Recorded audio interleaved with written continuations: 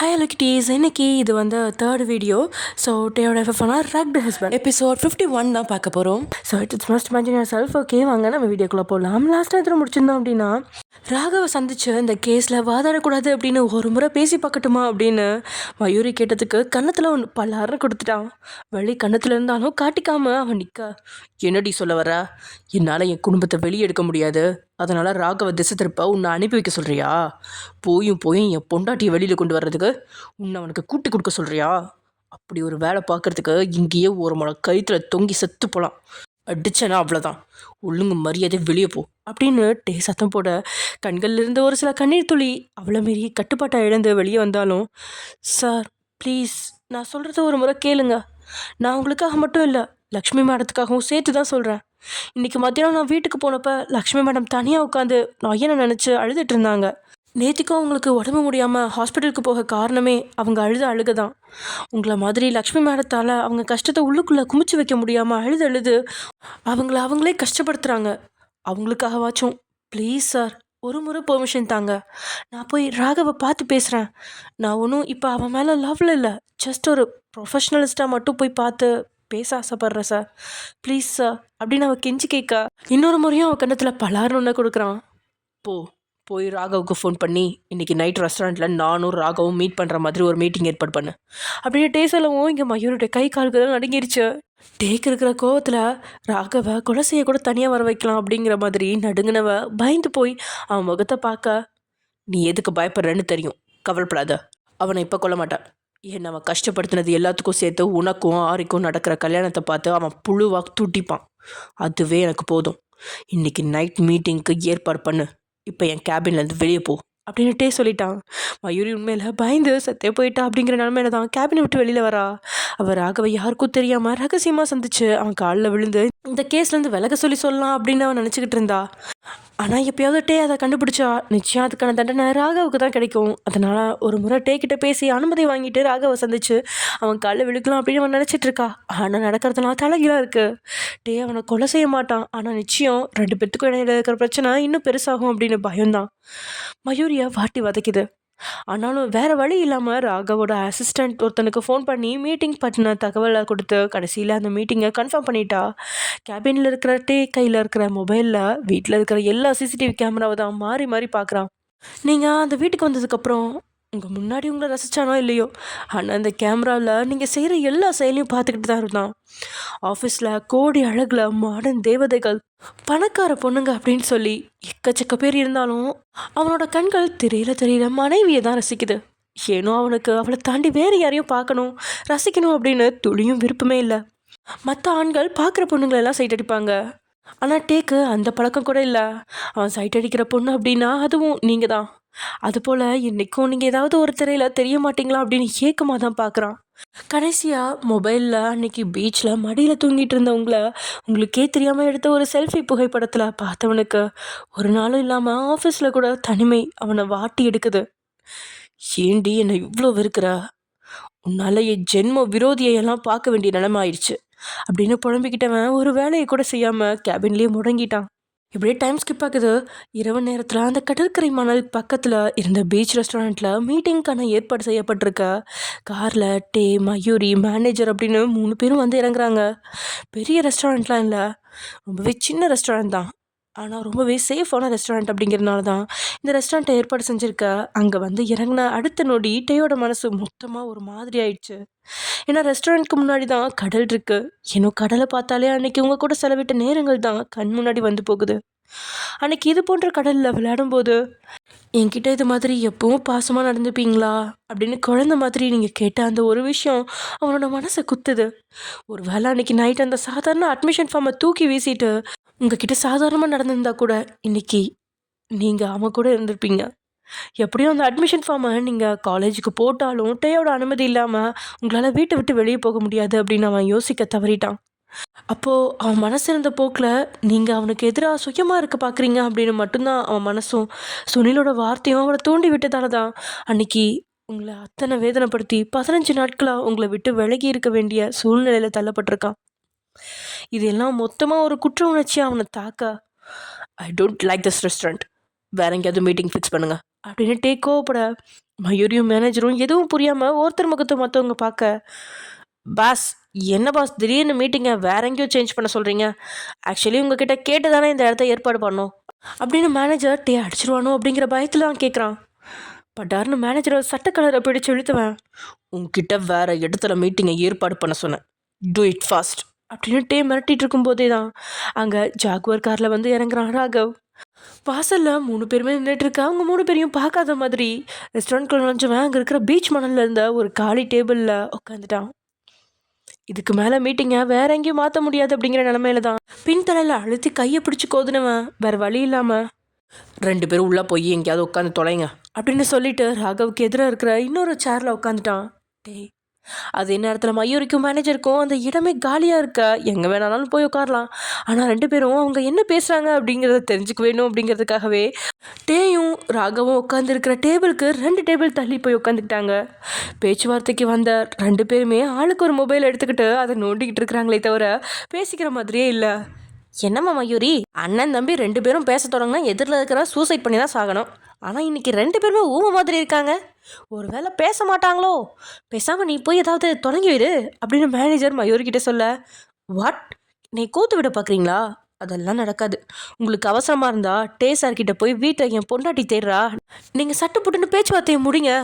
நான் வீட்டுக்கு கிளம்பணுன்னு தைரியம் இருந்தால் போய் சொல்லுங்கள், இல்லைன்னா மூடிக்கிட்டு இருங்க அப்படின்னு மயூரி சொல்ல, மயூரியை ஓரக்கு நல்லா பார்த்த மேனேஜரோ, பாஸ் தான் டெரர்னு பார்த்தா அவர் குடும்பத்தில் இருக்க எல்லாமே ஒரு டைப்பாக தான் இருக்குன்னு இந்த மயூரி பொண்ணை நிரூபிக்கிறாளே அப்படின்ற மாதிரி பார்த்துட்ருக்க. அங்கே வந்து 20 நிமிஷம் தாண்டிடுச்சு. ஆனால் 2 பேருமே பேசல. எப்படியோ டே ரோஷத்துலேருந்து இறங்கி எல்லாம் வந்து பேச மாட்டோம் அப்படின்னு தெரியும். அதோட ராகவுக்கு நாளைக்கு நடக்க போகிற கேஸுக்கான நோட்ஸ் எடுக்க வீட்டுக்கு போகணும் அப்படிங்கிறதுனால மொபைலை முடிச்சு பாக்கெட்டில் வச்சுவேன். அங்கே தெரியிற பீச்சை பார்த்தபடியே, டே அந்த பீச்சை பார்த்தா உனக்கு ஏதாவது ஞாபகம் வருதா?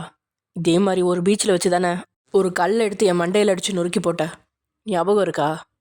அதுக்கு சமத்தியாக வாங்கி கட்டவும் செஞ்சி அன்னைக்கு எப்படி அழுத தெரியுமா? ஐயோ நான் தெரியாமல் பண்ணிட்டேன், என்னை எல்லாரும் விட்டுட்டு போகாதீங்க அப்படின்னு நீ அழுதது ஞாபகம் இருக்கா அப்படின்னு ராகவ் கொஞ்சம் வெறுப்பேத்த. போதும், ஓவராக பேசாத. நான் உன் தலையில் கல்லை எடுத்து அடிக்க தாண்டா செஞ்சேன். ஆனால் நீ என்னை வண்டிக்கு இடையில தள்ளி போட்டு சாகடிக்க பார்த்த. நீயும் நல்லவன் கிடையாது, மூடிக்கிட்டுரு. இங்கே பாரு, எனக்கு உங்ககிட்ட பேச துளி அளவு கூட விருப்பம் இல்லை. ஆனால் நான் ஃபைனலாக உங்ககிட்ட ஒரே ஒரு விஷயம் கேட்குறேன். எவ்வளோ கோடி ரூபாய் வேணும் அப்படின்னு டேக்கிட்ட அடுத்த நொடி, எவ்வளோ நாளாக தர முடியும் அப்படின்னு ராகவ் கேட்க, ராகவ் அவ்வளோ சீக்கிரம் பணத்துக்காக இறங்கி வரவன் இல்லை. ஆனால் அவன் இப்படி சொல்கிறது டேக்கு கொஞ்சம் சந்தேகமாக தான் இருக்குது. இருந்தாலும் பேக்கெட்டில் இருந்த செக் புக்கை கிழிச்சு அவன் முன்னாடி வச்சு பெனாவை அவன் முன்னாடி வீசினவன், உனக்கு எவ்வளோ வேணுமோ அவ்வளோ எடுத்துக்கோ, என் சொத்து மொத்தமாக வேணாலும் எடுத்துக்கோ, ஐ டோன்ட் கேர், எனக்கு என் குடும்பத்தில் இருக்க எல்லாரும் வெளியே வந்தாகணும் அப்படின்னு டேக் கொதிக்க. சரி, உன் குடும்பம்னா யாரு? உன் தாத்தா, அப்பா, சித்தப்பா 3 பேரும் வெளியே வரணும், அவ்வளோதானே அப்படின்னு ராகவ் கேட்க. அப்போ ஒயன் எங்கே போயிட்டா? அவளும் என் குடும்பம் தான் அப்படின்ட்டு கேட்குற. ஓஹோ, அவளும் உன் குடும்பம் தானா? நீ ஊரறியணும் தாலி கட்டலையே, அதான் அவன் உன் பொண்டாட்டி இல்லையோன்னு நினச்சேன். அப்புறம் இப்படி செக்க தந்து என் சொத்தை மொத்தத்தையும் வேணாலும் எடுத்துக்கோ, ஐ டோன்ட் கேர்னு அசால்ட்டு சொல்கிறியே. ஆனால் உன் பொண்டாட்டி உன் சொத்தை அனுபவிக்கக்கூடாதுன்னு தானே ஊரறிய கல்யாணன்ற பேரில் ஒரு கூத்து நடத்து பார்த்த. சத்தியமாக உன் நியாயம் எனக்கு புரியல. எவனோ ஒருத்தன் உன் சொத்தை மொத்தமாக வேணாலும் எடுத்துக்கலாம், ஆனால் உன் பொண்டாட்டி டிவோர்ஸ்னு சொல்லி உன் சொத்தை எடுத்துக்கக்கூடாது. அப்புறம் எதுக்கு உனக்கு எல்லாம் பொண்டாட்டின்னு ஒரு பொண்ணு அப்படின்னு ராகவ் பேசிகிட்டு இருக்கும்போதே டேபிளில் ஓங்கி அடித்தபடி எழுந்துட்டான்ட்டே. ஸ்டாப் ராகவ், உன் முகத்திலே முழிக்கக்கூடாதுன்னு நினச்சிக்கிட்டு இருந்தேன். நான் உன்கிட்ட பேச வந்தேன் பார்த்தியா, என்ன சொல்லணும்? நான் கடைசியாக கேட்குறேன், உன்னால் இந்த கேஸ்லேருந்து வாபஸ் வாங்க முடியுமா முடியாதா? நீ மட்டும் இந்த கேஸ்லேருந்து வாபஸ் வாங்கினா இதுக்கு மேலே உனக்கு என்னால் எந்த பிரச்சனையும் வராது. நீ எதை எக்ஸ்பெக்ட் பண்ணுறியோ அதை விட அதிகமாகவே தரேன். ஒழுங்காக உன் முடிவை மட்டும் சொல்லு அப்படின்னுட்டே கோவத்தை கட்டுப்படுத்தினாலும் அவனோட குரல் வீரியம் பயங்கரமாக இருக்குது. ஆனால் ராகவ் கூட எழுந்தபடி, ஓகே நீ சொன்னதை நான் யோசித்தேன், நீ சொன்ன ஆஃபரை ஒத்துக்கிறேன், நான் எதுக்கிட்டாலும் நீ தரலான்னு சொன்னேன், நான் இப்போது உன்னை எக்ஸ்பெக்ட் பண்ணுறேன் அப்படின்னு சொன்ன ராகவோட பார்வை 2 டேபிள் தாண்டி இருந்த மயூரியோட பக்கம் தான் திரும்புது. ராகவ் அப்படி மயூரியை பார்த்ததும் அவன் என்ன நினைக்கிறான் அப்படிங்கிறத புரிஞ்சுக்கிட்டா டேயால் அதை ஏற்றுக்கவே முடியல. ஹவு டேர் யூ, அவளை எதுக்கு பார்க்குற? அவள் இன்னொருத்தனுக்கு சொந்தமாக போகிறா, அவள் பக்கம் திரும்பாத. உனக்கு பணம் சொத்து எது வேணுமோ அதை நான் தரேன், இந்த கேஸ்லேருந்து விலகிடு அப்படின்னு கோபத்தில் ருத்ரமுத்திரியாக மாறுறான். டே என்னதான் கோபப்பட்டாலும் எத்தனை நிற்கிறவன் ரியாக்ஷன் கொஞ்சம் கூட மாறாமல் ஆரம்பத்துலேருந்து இப்போ வரைக்கும் ஒரே கூல் ரியாக்ஷனில். என்னது, அவள் இன்னொருத்தனுக்கு சொந்தமா? அதை நீ சொல்லக்கூடாது, அவள் சொல்லணும். எனக்கு உன் பணமும் வேண்டாம் சொத்தும் வேண்டாம், எனக்கு அவள் போதும். எதை கேட்டாலும் தரேன்னு சொல்கிறே, உன் அத்தை பொண்ணை தர ரெடியா? அப்படின்னு ராகவ் கேட்ட வார்த்தையால் டேயோட பொறுமை அளவுக்கு மீறுது. அவன் நினச்சா ராகவ் அடிக்கலாம், ஆனால் அடுத்த நொடி ஜெயிலுக்கு தான் போக வேண்டியிருக்கும். அப்புறம் ஜெயிலில் இருக்கிறவங்கள வெளியே எடுக்க முடியாது அப்படிங்கிறதால தான்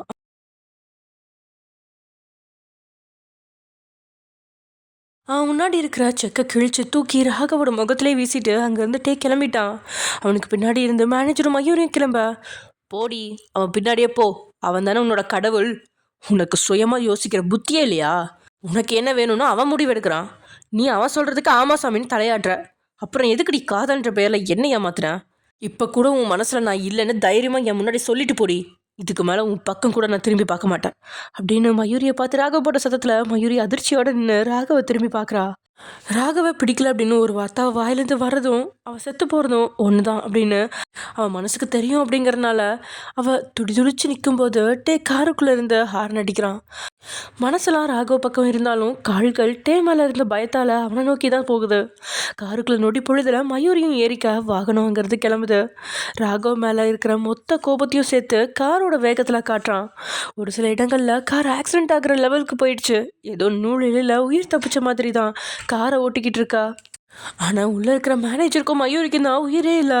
இந்த கார் ஆக்சிடென்ட் ஆனால் கூட அவ்வளோ சீக்கிரம் உள்ளே இருக்கிறவங்களுக்கு எதுவும் ஆகாது அப்படின்னு தெரியும். ஆனால் கூட அவங்களுக்கு அவ்வளோ பயம் ஆயிடுச்சு.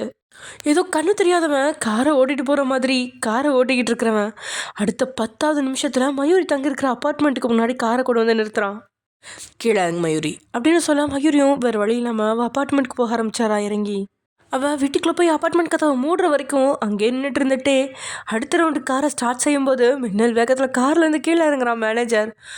பாஸ் இங்கேருந்து என் வீடு பக்கம் தான், நான் நடந்தே போகட்டுமா அப்படின்னு கேட்க மேனேஜரோட கண்ணிலேயே உயிர் பயம் தெரியுது. உன் வீட்டுக்கு இங்கேருந்து நடக்க தொடங்கினா 3 மணி நேரம் நடக்க வேண்டியிருக்கும், வண்டியில் ஏறு, நானே ட்ராப் பண்ணி தொலைகிறேன் அப்படின்ட்டு குரலை உயர்த்த. ஐயோ கடவுளே, மீதி இருக்க உயிரை காப்பாற்றிக்கலான்னு பார்த்தா விடமாட்டார் போல இருக்கே, வண்டி ஓட்டுற ஸ்பீடை பார்த்தா எனக்கு பால் ஊற்றாமல் விடமாட்டார் போல இருக்கு, ஏசப்பா என்னை காப்பாத்துப்பா அப்படின்னு உள்ளுக்குள்ள மேனேஜர் புலம்பிட்டு இருக்கும்போது, யோ இங்கே என்னையா பண்ணுற அரலூசு அப்படின்னு மேனேஜருக்கு பின்னாடி இருந்து அவனோட ஒய்ஃபோட சத்தம் கேட்க திரும்பி பார்க்குறான். அவள் குழந்தைங்கள பக்கத்தில் இருக்கிற ஹாஸ்பிட்டலுக்கு கொண்டுட்டு வந்துட்டு அங்கே தான் நின்றுட்டு இருக்கா. ஆஹா இதை விட்டா நீ நம்மளால் தப்பிக்கவே முடியாது அப்படின்னு நினச்சிக்கிட்டவன், பாஸ் என் பொண்டாட்டி பிள்ளைங்கெல்லாம் வெயிட் பண்ணுறாங்க, நான் ஹாஸ்பிட்டலுக்கு போயிட்டு அதுக்கப்புறம் வீட்டுக்கு போய்க்கிறேன், நீங்கள் வேணா கிளம்புறீங்களா அப்படின்னு மேனேஜர் பேசிகிட்டு இருக்கும்போதே காரை எடுத்துக்கிட்டு கிளம்பிட்டான்ட்டே. அப்பாடா எப்படியோ ஒரு பெரிய சனியை துரத்தி விட்டேன், ஆனால் இன்னொரு சனியை கண்ணு முன்னாடி நிற்கிது அப்படின்னு மேனேஜரை முறைச்சி பார்த்துட்டு இருக்க அவரோட மனைவியை நெருங்குறான். என்னம்மா இங்கே என்ன பண்ணுறீங்க அப்படின்னு கேட்டு முடிக்கிறதுக்குள்ளேயே மேனேஜர் தலையிலேயே ஓங்கி அடிக்கிறா. சரி ஓகே, இது மேனேஜரோட குடும்ப பிரச்சனை, நம்ம இதுக்குள்ளே போக வேணாம். இங்கே ராகவ் அதே சமயம் அவனோட சொந்த வீட்டுக்கு போகாமல் அவனோட அப்பார்ட்மெண்ட் வீட்டுக்குள்ளே நுழையிறான். அங்கே அப்படியே நிறைய பாட்டில்கள் அடுக்கி வச்சிருக்க, அதை வெளியே எடுத்து வச்சு குடிக்க ஆரம்பித்தவன் இன்னைக்கு டே பேசின விஷயங்களை தான் நினச்சி பார்க்குறான். அதனால் நீங்கள் ஜெயிலில் இருக்கிறத ஏற்றுக்கவே முடியல, உங்களை எப்படியாவது வெளியே கொண்டு வரணும் அப்படிங்கிற ஏக்கம் அவனுக்கு இருக்குது. அதே நேரத்தில் கண்களில் உங்கள் மீதான தவிப்பும் இருக்குது. ஆனால் டே கர்வம் பிடிச்சவன், நீங்கள் வெளியே வந்தா டே நிச்சயமாக மாற மாட்டான், இன்னும் அவனுக்கு நேரம் வேணும், இன்னும் அவன் தனிமையில் புரளணும் அப்படின்னா மட்டும்தான் டேயோட கர்வம் உடையல அப்படின்னா கூட கொஞ்சம் தளரவாவது செய்யும் அப்படின்னு யோசிக்கிறான். அதே நேரத்தில் அவன் தன்னை எதுக்கு இப்படி வெறுக்கிறான், தன்னுடைய குடும்பத்தினர் எவ்வளோ பாசமாக இருக்காங்க, ஆனால் சொந்த சகோதரன் இப்படி வெறுக்கிறான். சகோதரன் மட்டும் இல்லை, டேயோட குடும்பம் கூட அவனை இவ்வளோ வெறுக்குது. அந்த வெறுப்பினால தான் காதலும் கை நழுவிட்டுருக்கு அப்படின்னு அவனுக்கு சோகமாக இருக்க. அப்படியே கொஞ்சம் கொஞ்சமாக குடிக்க ஆரம்பித்தவன் ஒரு கிளாஸ் மொத்தத்தையும் குடிச்சிட்டான். போது அவ்வளவா ஏறல அப்படின்னா கூட அளவாக தான் குடிப்பான். அதை அப்படியே உள்ள எடுத்து வச்சுட்டு நாளைக்கு கேஸ்க்கு தேவையான நோட்ஸ்லாம் எடுத்துகிட்டு இருக்கா. வீட்டுக்கு காலிங் பெல் அடிக்குது. காலிங் பெல் தோரணையே வித்தியாசமாக இருக்க, ஒருவேளை டே தான் அடிக்கிறதுக்கு ஆள் அனுப்பி வச்சிட்டானோ அப்படின்ற மாதிரி நக்கலான புன்னகையோட நம்ம ராகவ் வெளியில் வரான். ஆனால் கதவை திறந்து பார்க்க அங்கே மயூரி நின்றுட்டுருக்கா. அவன் முகத்தில் இருக்கிற பதட்டத்தை பார்த்தாலே யாருக்கும் தெரியாமல் தான் இங்கே வந்திருக்கா அப்படிங்கிறது புரியுது. எல்லாத்தையும் விட அவள் போட்டிருக்கிற ட்ரெஸ்ஸை பார்த்தா முகம் சொல்லிக்கிறான். ஏன்னா இந்த ட்ரெஸ்ஸை போட்டுக்கிட்டு தான் முதல்ல அவள் ஆரியை பார்க்க போனா. அந்த ட்ரெஸ் நல்லா தான் இருக்குது, ஆனால் அவளுக்கு அது அவ்வளோவா பிடிக்கல அப்படிங்கிறதுனால தான் ராகவ முகம் சொல்லிக்கிறான். ஆனால் அவள் ராகவை தாண்டி வேகமாக வீட்டுக்குள்ளே வந்து கதவை மூடிட்டா. ராகவ முகத்தை பார்க்காம தரையை பார்த்தபடி அவன் நின்றுட்டுருக்கா. அப்படியே கிச்சனுக்குள்ளே போய் ஒரு கப் ஜூஸை கொண்டு வந்து அவள் பக்கத்தில் வச்சபடி குடி அப்படின்னு சொல்லிட்டு சோஃபாவில் போய் உட்கார போக அவன் கையை பிடிச்சி தடுத்து, மயூரி ராகவ் ப்ளீஸ், ஏற்கனவே உன்னோட டேசருக்கு பிடிக்காது, தேவையில்லாமல் டேசர் குடும்ப விஷயத்தில் தலையிடாத, எல்லாரையும் வெளியே எடுக்க அவர் எவ்வளோ கஷ்டப்படுறாரு தெரியுமா, நீ அசால்ட்டாக திரும்ப திரும்ப அவங்கள உள்ளே தூக்கி போட பார்க்குற. இது கொஞ்சம் கூட சரியில்லை ராகவ். ப்ளீஸ் எனக்காக இந்த கேஸ்லேருந்து விலகிடு அப்படின்னு மயூரி கெஞ்சி கேட்க, மயூரியோட வார்த்தையை கேட்டு சிரிப்பு தான் வருது. என்ன மயூரி, நீ என்ன பார்க்க வரல, டேக்காக என்கிட்ட பேச வந்தேன்னு சொல்லு. சரிடி, நான் கேஸ்லேருந்து விலகுனா என்ன நடக்கும்? டே என்ன அவன் அண்ணன் நான் ஏற்றுப்பானா? இல்லைனா நீ தான் உன் புருஷனா என்னை ஏற்றுப்பியா? அதுவும் இல்லாமல் இனிமே அவன் ஒய்யை நான் குடும்பப்படுத்தாமல் பார்த்துப்பான்னு நினைக்கிறியா? நான் சொன்னது எதுவுமே நடக்காது தானே, அப்புறம் எதுக்கு அவனுக்காக வக்காலத்து வாங்குற? நீ டேக்கு தெரியாமல் வந்தேன்னு எனக்கு நல்லா புரியுது. எல்லாத்தையும் விட உன் கை கால் நடுங்கிறத பார்த்தாலே எங்கே டேக்கு தெரிஞ்சிருமோன்னு நடுங்கிட்டு நிற்கிறேன்னு எனக்கும் புரியுது. உன்கிட்ட தேவையில்லாத ஆர்குமெண்ட் பண்ணுறதுக்கு எனக்கு டைம் இல்லை. கேஸ் பற்றி நிறைய ஸ்டடி பண்ண வேண்டியிருக்கு. ஸோ ப்ளீஸ் யூ மே கோ அப்படின்னு சொன்ன ராகவ் மயூர்கிட்ட இருந்து தன் கையை விளக்குறான். ராகவ் ப்ளீஸ், நான் சொல்கிறத கேளு. நீ நினைக்கிற மாதிரி எதுவும் நடக்காது, அதை நான் ஒத்துக்கிறேன். ஆனால் நீ இந்த கேஸ்லேருந்து வாபஸ் வாங்கினா டே சார் உன் மேலே இருக்க கோபம் எல்லாத்தையும் மறந்துடுவார். அதுக்கப்புறம் உனக்கு டே சாரால் எந்த பிரச்சனையும் வராது. நீ ஒருவேளை சுனில் ரகுநாதன் அவங்க 2 பேரையும் வெளியே கொண்டு வரலைன்னா கூட பிரச்சனை இல்லை. தயவு பண்ணி ஒயன் விஷயத்தில் தலையிடாத. டே சார் ஆஃபீஸில் பிஸியாக இருக்கிறதுனால ஒயனை பற்றி யோசிக்கல. ஆனால் நைட் ஃபுல்லாக பைத்தியம் பிடிச்ச மாதிரி தெரியுறாரு. நேத்தி கூட ஏதோ கண்ட மாத்திரையை சாப்பிட்டுட்டு மொட்டை மாடியில் குளூரில் போய் படுத்து கிடக்கிறாரு. அவரை இந்த மாதிரி பார்க்க கஷ்டமாக இருக்குது. லக்ஷ்மி அம்மா கூட அவரை நினச்சி எவ்வளோ வருத்தப்படுறாங்க தெரியுமா அப்படின்னு மயூரி கேட்கா. போதும் மயூரி, லக்ஷ்மி அம்மா வருத்தப்படுறாங்கன்னு நீ ஃபீல் பண்ணுறியே, என் அம்மா எவ்வளோ வருத்தப்படுறாங்க. இத்தனை வருஷமாக அவங்க எங்கள் முன்னாடி சிரிச்சிட்டு இருந்தாலும் உள்ளுக்குள்ளே வருத்தப்பட்டுக்கிட்டு தான் இருக்காங்க. அதோட நீ என்னை ஏமாற்றிட்டு போனப்போ நானும் எவ்வளோ வருத்தப்பட்டேன். உனக்கு என் கஷ்டத்தை விட டேயோட கஷ்டம் தான் பெருசாக தெரியுதா? எனக்கு தெரிஞ்சு டே இன்னும் கொஞ்ச நாள் கூட தனிமை அனுபவிக்கணும். அப்போ தான் எல்லாம் சரியாகும். இப்போ நீ என் மூளையை செலவு பண்ணி பிரயோஜனம் இல்லை. நான் இந்த முடிவுலேருந்து மாற மாட்டேன். ஒழுங்கா நானா கழுத்து பிடிச்சி வெளியில் தரதுக்குள்ளே நீயா போயிடு அப்படின்னு ராக பேசிகிட்டு இருக்கும்போதே மயூரி காலை கொஞ்சம் எக்கி உயர்த்தி பிடிச்சபடி அவன் உயரத்துக்கு ஈக்குவலாகி அவன் இதில் கவிட்டா. அவளோட முத்தத்தில் அவன் தடுமாறி நிற்கிறான். ஆனால் பதில் முத்தம் கொடுக்கவே இல்லை அப்படிங்கிற நிலமையில அவன் இருக்க அவனோட இதழ்களை கடிச்சு கவி கொஞ்சம் வேதனையும் சுகத்தையும் கொடுத்து விலகினவ. ப்ளீஸ் ராகவ், நீ மட்டும் நாளைக்கு இந்த கேஸில் வாதாட மாட்டேன்னு ப்ராமிஸ் பண்ணேன்னா நான் இன்னைக்கு 1 நைட்டும் கூட ஸ்டே பண்ணுறேன். எனக்கு வேறு வழி தெரியல ராகவ். என்ன உன் பசிக்கு இன்னைக்கு ஃபுல்லாக எடுத்துகிட்டு கேஸ்லேருந்து விளக்கிடு அப்படின்னு சொன்னபடி அவள் போட்டிருந்த ட்ரெஸ்ஸை அவள் தோள்பட்டையிலேருந்து கழட்ட ஆரம்பிக்கும் போதே ராகவோட கரங்கள் அவளோட கன்னத்தில் பதியுது. இவ்வளோ அழுத்தமாக ராகவ் அடிப்பான் அப்படின்னு எதிர்பார்க்காதவ தடுமாறி மொத்தமாக கீழே விழுந்துட்டா. சொல்லப்போனால் தலைக்கு மேலே பட்டாம்பூச்சி தாறுமாறாக பறக்க அவளால் கண்களை திறக்கவே முடியல. அந்தளவுக்கு கண்ணும் தலைன்னு எல்லாமே ஒரே நொடியில் வேதனையை கொடுக்குது. எத்தனையோ முறை டேக்கிட்ட இருந்து அடி வாங்கியிருக்கா. அவனோட அடி கூட இவ்வளோ வலிக்கல. ஆனால் ராகவ் கொடுத்த அடியால் உயிரை துடிக்கிற மாதிரி இருக்கா. அவள் கையை அழுத்தமாக பிடிச்சி எழுப்பி விட்டவன் பலமாக அவளை சோஃபாவில் தள்ளவும் அப்படியே தடுமாறி சோஃபாவில் உட்காந்துட்டா. அவளுக்கு முன்னாடி இருக்கிற டேபிளில் இழுத்து போட்டு அதில் அவளுக்கு சரிசமமாக நேருக்கு நேராக உட்காந்தவன், என்னை பார்த்தா எப்படி இருக்கு? நான் என்ன உடம்புக்காக உன் கூட பழகினேனா? சொல்லுடி, நான் உடம்புக்காக உன் கூட பழகினேனா அப்படின்னு கேட்டபடியே அவளோட முகத்தாடியை அழுத்தி தன் பக்கம் இழுக்கிறான். அவனோட கோபத்தையும் கன்னத்தில் கொடுக்குற அழுத்தத்துலேயும் அவள் கண்கள் அப்படி கலங்கிருச்சு. இல்லை ராகவ், நான் அந்த மாதிரி சொல்ல வரல.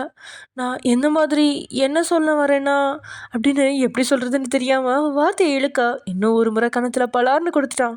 ஆனால் இந்த முறை கொடுத்தது அவளுக்கு வலிக்கல. மெதுவாக தான் அடிச்சிருந்தான். இங்கே பார், உன் சார்கிட்ட நான் வேறு ஒன்றுமே கேட்கல. காசு பணம் எதுவுமே வேண்டாம். மயூரி மட்டும் போதும், மொத்த குடும்பத்தையும் வெளியே கொண்டு வரேன்னு சொன்னேன். அவனுக்கு ரோஷன் தான் முக்கியம்னு சொல்லிட்டு போனான். ஆனால் நீ வெக்கம் மானம் இல்லாமல் அவனுக்காக வந்து பேசுகிறதே தப்பு. இதில் அவனுக்காக என் கூட வந்து பட்டுக்கிறேன்னு சொல்கிற. நீ அவனுக்காக என் கூட வந்து வாழ்கிறேன்னு சொன்னால் கூட நான் ஏற்றுக்க மாட்டேன். போயும் போயும் பட்டுக்கிறேன்னு சொல்லி என் காதலே நீ கொச்சப்படுத்திட்டல. சத்தியமாக சொல்கிறேன், உன்னை காதலிச்சதை நினச்சி இப்போ இந்த செகண்ட் எனக்கு கேவலமாக இருக்குது. எப்படி உன்னால் இப்படிலாம் பேச முடியுது? ஒரு வேளை என் இடத்துல இன்னொரு லாயர் இருந்தா அவன்கிட்டயே போய் இப்படி தான் பேசுவியா? உனக்கெல்லாம் அறிவே இல்லையா அப்படின்னு கேட்ட ராகவால மயூரி செய்கிற செயலை ஏற்றுக்கவே முடியல. தன்னுடைய காதலை அவள் ஏன் இப்படி கொச்சப்படுத்துறா அப்படின்னு தெரியல. அவள் தன்னை வேணாம் அப்படின்னு சொல்லி ஆரிய கல்யாணம் பண்ணுறதா சொல்லும்போது கூட மயூரியை நினச்சி வேதனைப்பட்டனை தவிர்த்து அவன் மேலே கோபம் எட்டி பார்க்கல. ஆனால் இப்போது அவள் செய்கிற செயலால் அவளை கொலை செய்கிற அளவுக்கு கோபம் தான் எட்டி பார்க்குது. மயூரிக்கும் அவன் வார்த்தைகளால் கண்களில் கண்ணீர் நிரம்ப. ராகவ், உன் இடத்துல இன்னொருத்தன் இருந்தா அவன் இருக்க பக்கம் கூட நான் திரும்பி பார்த்துருக்க மாட்டேன். நீங்கள் சண்டை போடுங்க, செத்து போங்க, என்ன வேணால் செய்யுங்கன்னு இருப்பேன். ஆனால் நீ இருக்கிறதுனால தான்டா உன்னை தேடி வரேன். எனக்கு பயமாக இருக்குது. நான் உன்னை கல்யாணம் பண்ணிக்கிறேனோ இல்லையோ, நீ உயிரோடு இருக்கணும்னு ஆசைப்பட்றேன். ப்ளீஸ் டேசாருக்காக இந்த ஒரே ஒரு விஷயத்த மட்டும் பண்ண அப்படின்னு அவளை. டேசாருக்காக ஒரே ஒரு விஷயத்த பண்ணணும்னு சொல்லி கேட்குறதெல்லாம் ஓகே. எதுக்குடி அவ்வளோ அசிங்கமாக பேசுனா? என்ன ப்ராஸ்டியூட்டா? நீ ஒரு பொண்ணுடி, ஏன் இப்படி பேசுகிற? சத்தியமாக எனக்கு மனசுக்கு அவ்வளோ கஷ்டமாக இருக்குது. ப்ளீஸ் என் கண்ணு முன்னாடி இருக்காத. எழுந்திரிச்சு போயிடு. இல்லைனா நானே கோவத்தில் உன்னை கொல்ல பண்ணாலும் பண்ணிடுவேன். ப்ளீஸ் போயிடு மயூரி அப்படின்னு ராகவ் அவளோட முகத்தை கூட பார்க்காம தலையை திருப்பிக்கிட்டான். மயூரிக்கும் இதுக்கு மேலே என்ன செய்யறதுன்னு தெரியாமல் கண்களில் வடிஞ்ச கண்ணீரை அழுத்தி தொடச்சிட்டு எழுந்தவ, ஐம் சாரி ராகவ், நான் பண்ணது தப்பு தான், எதுவும் மேலே இருக்க உரிமை இல்லை அப்படின்னு பேசின மயூரி கொஞ்சம் சுதாரிச்சுட்டு, சாரி நான் கிளம்புறேன் அப்படின்னு சொல்லிட்டு நகர வேகமாக எழுந்து அவள் கையை பிடிச்சு அங்கே இருக்கிற சோத்துல சாச்சவன் இதழ் மேலே அழுத்தமாக இதில் பதிக்கிறான். அவள் தன்னை எதிர்முத்தம் விடாதபடி தடுத்து அழுத்தமா அவளோட மேலுதடு கீழுடுது அப்படின்னு 2 உதடுகளையும் பாரபட்சம் இல்லாத முத்தத்தை வாரி வழங்கினவன் அவளை மூச்சு கூட விட முடியாம தடுமாற வைக்கிறா. முத்தத்தோட வேகத்துல மயூரியோட உதடு வழியில துடிக்குது. அவளோட தடுமாற்றத்தை பார்த்து விலகினவன் அவன் போட்டிருந்த டிஷர்ட்டை கழட்டி அவள் போட்டிருந்த ட்ரெஸ்ஸை மேலே போட்டு விட்டுட்டு அவளையே பார்த்து, இங்கே பார், செத்தாலும் சரி கல்யாணம் பண்ணிக்கிட்டு தான் உடம்புல கையை வைப்பனே தவிர்த்து அதுக்கு முன்னாடி உடம்ப நான் எடுத்துக்கவே மாட்டேன். கெஸ் மட்டும் பண்ணுறான், ஆனால் உடம்பு எடுத்துக்க முடியாதுன்னு ஓவரா சீன் போடுறான்னு நினைக்காத. நீ பேசுகிற பேச்சுக்கு என் மனசில் இருக்க காயத்துக்கும் மருந்தா உன் உதட்ட எடுத்துக்கிட்டேன். ஆனால் உன் உடம்புல தாலி கட்டினதுக்கு அப்புறம் தான் எடுத்துப்பேன்.